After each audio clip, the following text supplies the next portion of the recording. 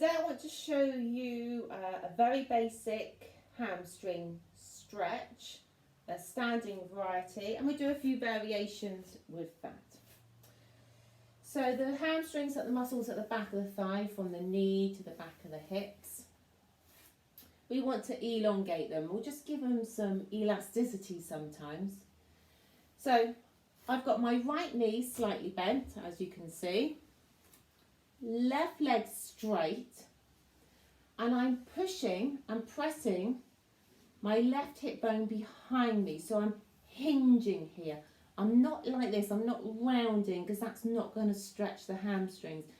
So you can imagine a piece of string attached to your sitting bone being pulled away.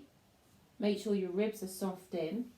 For a deeper stretch, you can lift that foot up. That might not be available to you, so just keep it down, and then you can look at the calf stretch afterwards.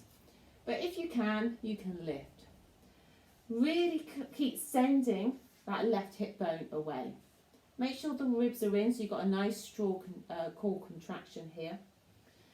Every exhalation you have, you can just sink down a little bit deeper. Make sure you've got firmness in this thigh. That will help kick in the stretch reflex there. And then carefully hinge and come back up.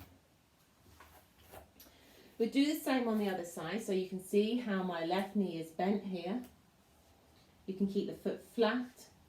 This time I'm sending the right sitting bone away, and then as a deeper stretch, you can lift the foot up.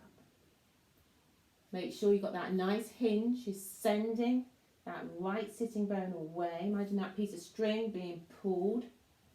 Every exhalation, you can just sink down just that little bit more. Maybe try and bring the foot up a little bit more also.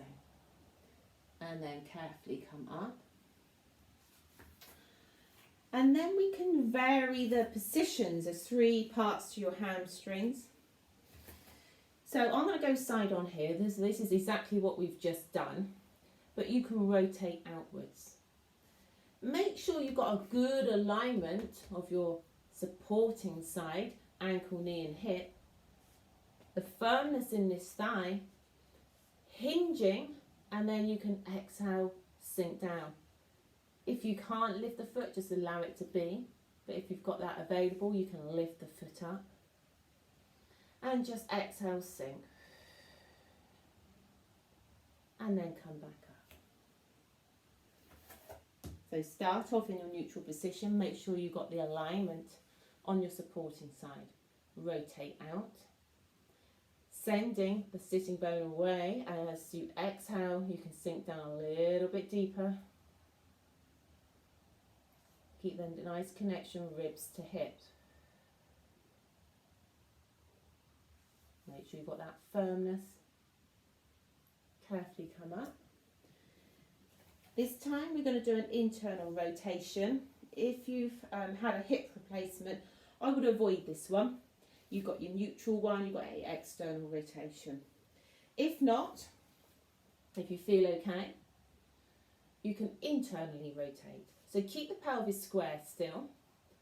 Rotating in, make sure you've got the firmness in this thigh. And again, you're just sending that sitting bone away from you. Every exhalation, you can sink deeper, maybe bring the foot up more. And here you can isolate which of the 3 areas maybe you need to work at more. Coming up, let's do the other side. And again, if it's okay for you to do this, you've not had hip surgery, internally rotate. Send the sitting bone away, hinging at the hips. Exhale. Keep that firmness in the thighs. So you can hold for about 20, 30 seconds, whatever you feel is good for you. And then come back up. If you want to make this a little bit more dynamic, so you can get into the position, you can hinge, come back up. Hinge, come back up. External rotation, come back up. So you're doing exactly the same, but you're creating movement through the whole system there. Then the other side, so hinge, come back up, hinge, external rotation, internal if that's available for you.